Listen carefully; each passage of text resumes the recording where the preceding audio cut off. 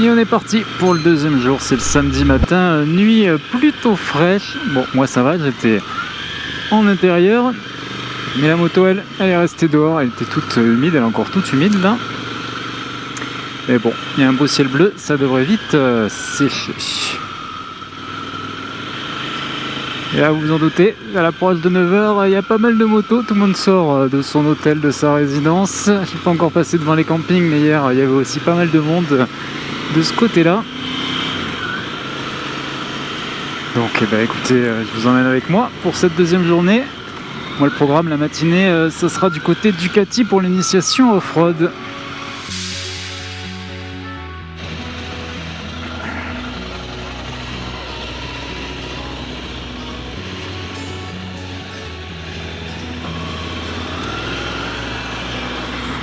Bon, je quitte le salon, finalement c'est rapide, je vais arriver à 9h, 10h15, il faut repartir de l'autre bout de la ville sur le terrain d'essai Ducati. Vous inquiétez pas, je vais revenir dans l'après-midi. Pas mal de personnes qui m'ont dit qu'ils seraient sur place, pour l'instant j'ai croisé personne.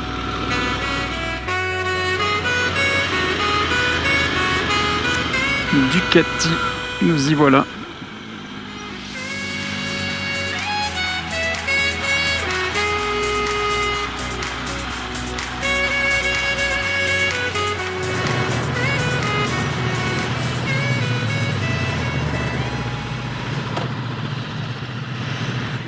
Bon, c'est parti pour cette petite initiation off-road.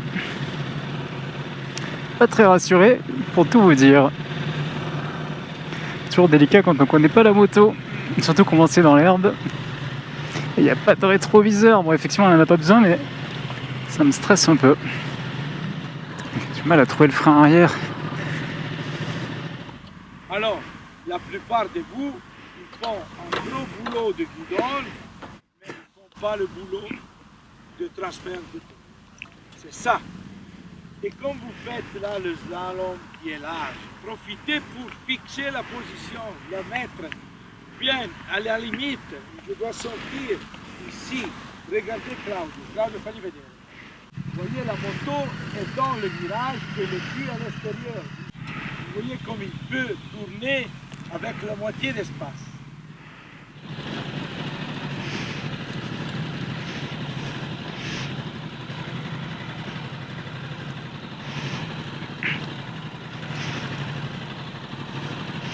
J'essaye de suivre le pro.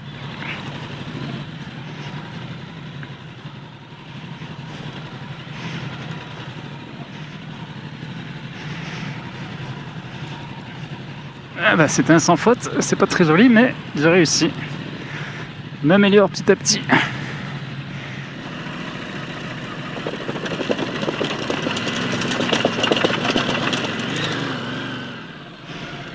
Ok, c'est clair ça. Je ne veux pas voir des chutes là. Hop là. Je ne veux pas voir des chutes là. Oups. Je ne veux pas voir des chutes là.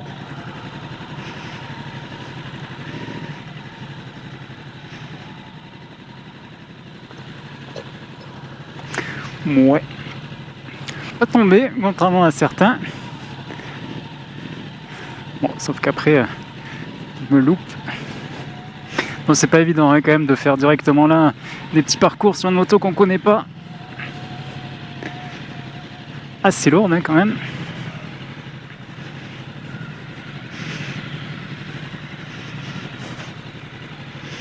Attention.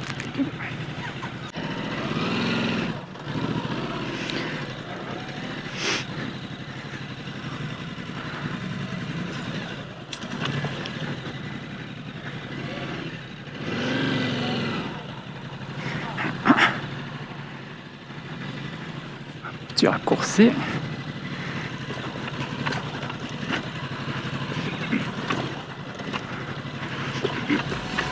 Hop.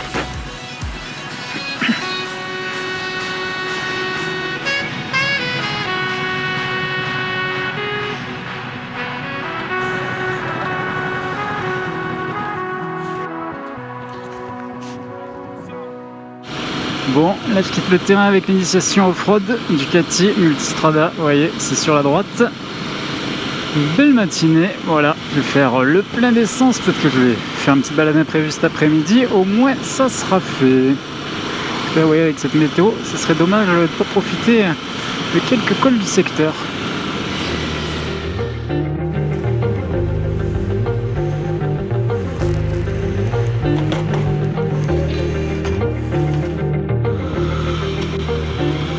Et c'est reparti, je vous avoue qu'après l'initiation off-road Ducati, j'ai été trempé. Faut pas croire, hein, c'est très fatigant, donc j'avais profité d'avoir un logement à proximité. Je suis rentré, j'ai pris ma douche, j'ai mangé et là c'est reparti pour faire une balade cette fois-ci. Ce qu'on va appeler le triangle du Mercantour, Alos, Champs et Cayolle, les 3 cols. Bon, je les ai déjà fait au mois de juillet, donc là ça va être l'occasion de les refaire, il n'y a pas de raison, c'est assez sympa, notamment à Los. J'y suis allé qu'une fois, j'en ai gardé un bon souvenir et je voulais y retourner. Et voilà, petit groupe qui s'est formé, une petite Strada 1260 Enduro et R1200 GS ou 250. Pas forcément bien vu, je pense que c'est le dernier modèle. Petit contact sur Instagram et on va faire la balade ensemble.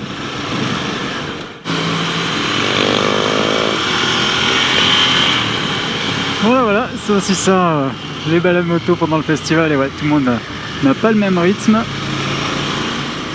Limite, ils devraient réserver les cols aux motos ce week-end-là, ils ne rigolaient pas parce qu'ils le font déjà pour les vélos.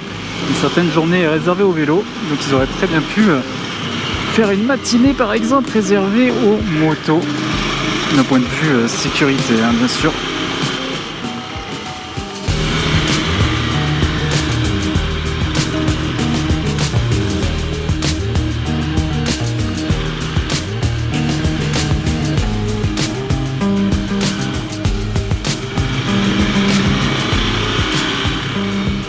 Fantastique là quand même cette route d'Alos. C'est la deuxième fois du coup pour moi, j'y suis allé en juillet dernier, c'était une découverte et j'ai vraiment adoré. Donc là c'est l'occasion de le refaire. C'est aussi plaisant d'avoir un ouvreur devant. Ça change mes petites balades en solo où finalement je perds toute notion du rythme. Et je me rends pas compte si je vais trop vite ou pas assez. Bon, vous en doutez, en général, quand je suis tout seul, je vais pas très vite. Bon, je me dis que si devant ça passe, il n'y a pas de raison que moi ça passe pas non plus. Même si les vrais, ils sont pas les mêmes cylindries.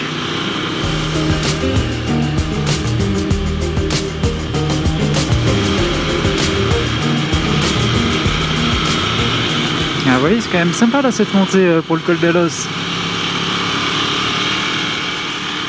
Bon, je pense que j'avais pas besoin de vous convaincre, hein. Les images parlent d'elles-mêmes.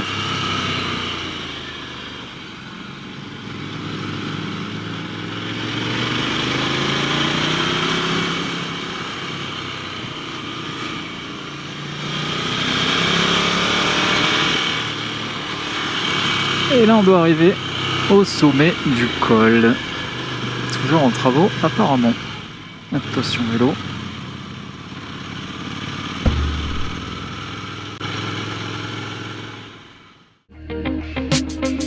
J'arrive pas à voir les 3.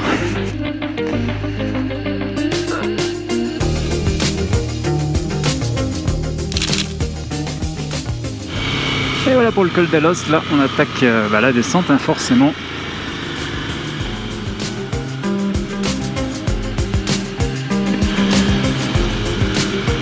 Surpris finalement de la durée, hein. Je vois qu'on a mis à peine un quart d'heure entre le carrefour qui permet de bifurquer entre le col d'Alos et le col de la Cayolle et puis le sommet du col d'Alos. J'avais presque estimé 45 minutes moi depuis le centre de Barcelonnette. Bon, là il y a peut-être 10 minutes d'écart mais c'est un bon score.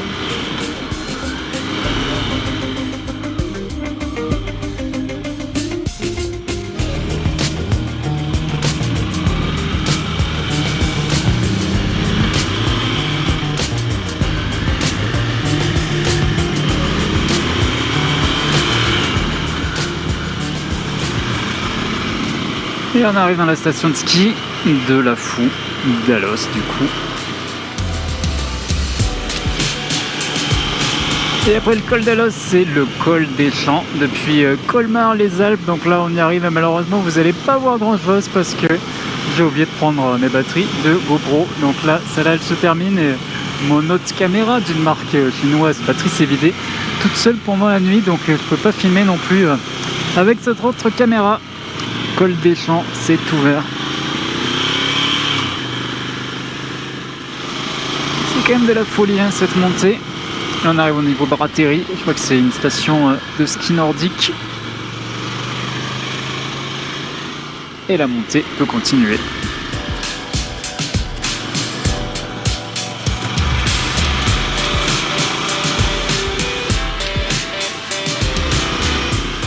Et on arrive presque au sommet.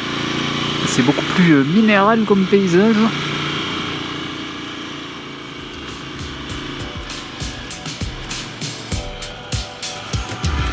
Hop là.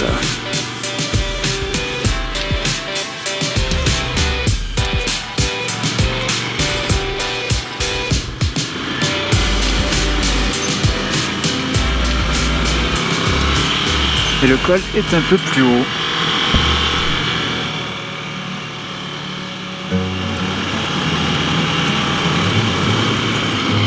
Parc national du Mercantour, voilà, vous avez vu le panneau, là on attaque la montée pour le col de la Cayolle.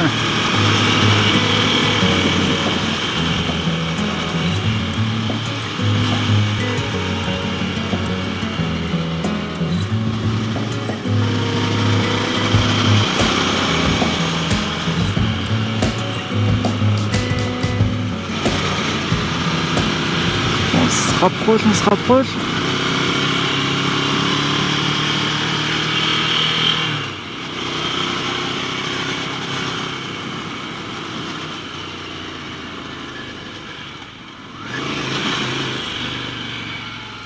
Voilà, bah c'est là.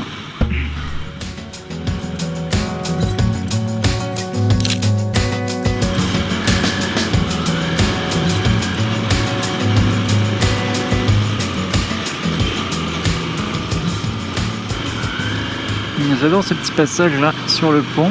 Hop. Et là on quitte la forêt. Voilà. Beaucoup plus lumineux. À nouveau un petit pont. Hop, attention. Moto, ça passe, c'est bon.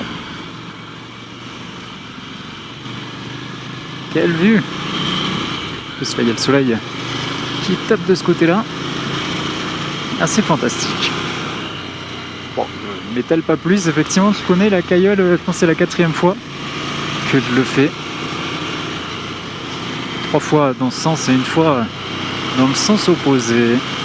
Et c'est vraiment un col que j'apprécie aussi, hein. Il fait partie de la route des Grandes Alpes. C'est pour ça que tout le monde veut y passer. D'ailleurs, ceux qui font la fausse route des Grandes Alpes qui passent par la Bonnette, et ben du coup ils passent pas par ce col là.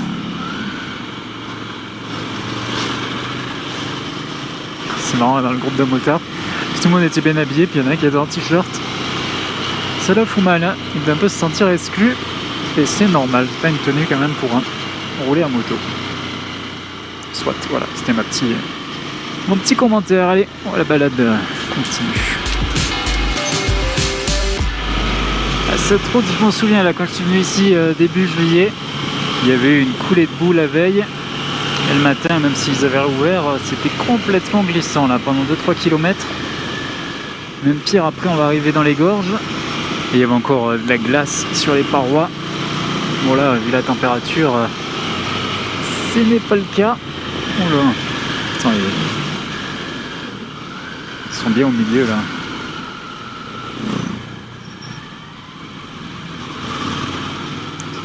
Attends. On rend pas trop là ce qu'ils ont fait.